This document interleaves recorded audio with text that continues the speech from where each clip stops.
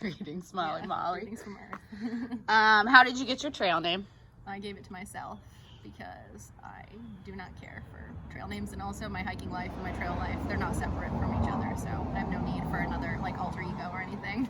I spend just as much time on trail as I do not on trail, so.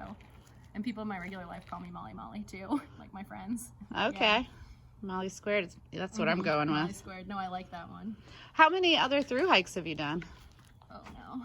So I started when I was 20 in 2013 on the Appalachian Trail. And so I did the Appalachian Trail, and then after that I did this trail in upstate New York in the Adirondacks called the Trans-Adirondack Route. And then after that I moved to Australia because when I was on the AT I met this guy from Sydney, and instead of going back to school, this is why I'm going back to school now. Okay. I moved to Australia instead of becoming a geologist, and I did a couple of hikes out there. There's a trail called the Larapinta Trail. It's like 120 miles through the outback wilderness, and I did some hiking in these mountains called the Blue Mountains. And then after that I did a trail called the Northville Placid Trail, which is just like 140 miles through the Adirondacks. Also, I'm from like upstate New York, so I do a lot of hiking in the Adirondacks. And then 14, so then 15 I did the PCT northbound. It was really fun. I met like all my best friends out there.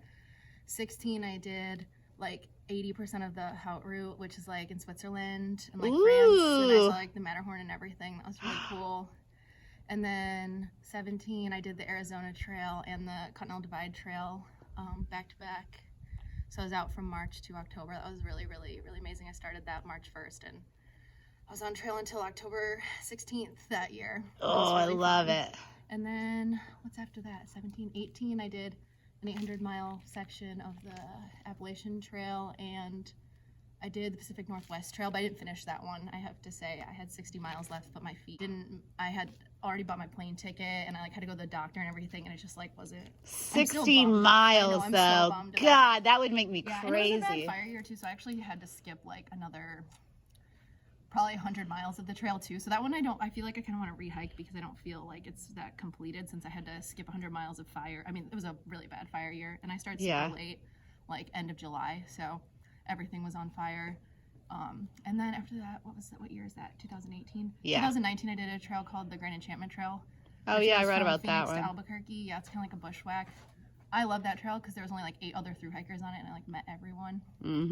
That was really fun. And then what's the year after that? That's 19. 2020. 2020. So last year I did just like cherry picked a lot of my favorite sections of a bunch of different trails. I did the long trail. I did the Northville Placid Trail again, and I cached all my food for the long trail and like only went to town once, and it was intense. But I also did like probably an extra 500 to 600 miles of the Continental Divide Trail again, because just my favorite trail. So I was in New Mexico, Colorado, and Wyoming hiking around. Yeah. All my favorite mountain ranges down there because I had family. I had people I knew along that area, so they were like helping support me. I think that's it. And now you're on the Florida Trail. And I'm on the Florida Trail, and I'm doing the Hayduke after this. Yeah, I was going to say you have another one after this. Yeah. Whoa. So that's what I've been up to. Impressive. That's a good hiking like resume. I've been busy. I'm just addicted to being outside. Is really what the truth is. I know. I'm trying to figure out how to like make this happen way more. I need more skills though. Yeah. Yeah. You learn it or you die. A very athletic Kobo. It's true. Yeah. I'm like, yeah. What else do I have to ask you? Oh yeah, you're a chef. You're going back to school to be a teacher, but let's talk about your trail food. Yeah. Tell me what you make for breakfast. Oh, I don't eat. Okay, so for breakfast, I have like my bottle, and I put Carnation Instant Breakfast in it, instant coffee, and baby food pouch, squirt it in there, mix it up. I'll walk like 15 miles. Favor of baby food though. I like to go for like a banana oat, but sometimes I'll have like a squash. Like you never know. Yeah, I guess that could work. I used to put the Carnation with my coffee. I just didn't like it because it was so thick. No, it's disgusting. But I have to, like, it makes me powerful. But if you put baby food in it, then it would be like a smoothie. And then it wouldn't be gross that it's thick. It's like a smoothie from hell. No, okay. It's so sugary. It's like kind of, if you put a little peanut butter in there, maybe, with peanut butter, banana. I feel like, how would you drink that? You just gotta choke it down like a champ.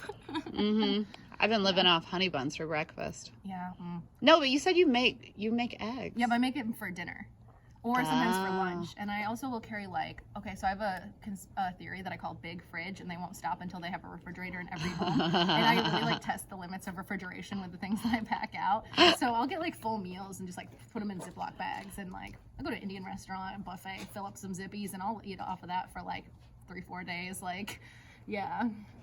That kind of stuff. I always have cheese, always have butter. I pack out a lot of vegetables, avocado, peppers, like green. I know, I you'll see me almost bought chopping some away. cucumbers today.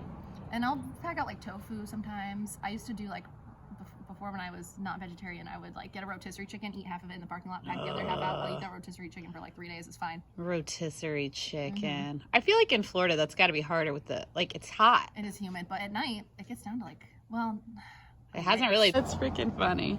Okay, what else? Do you have any wisdom since you're such a seasoned hiker? Apparently, test the limits of food, food refrigeration necessity. It doesn't really need to be refrigerated. True. I've definitely learned from some people. Like, Yeah. for sure.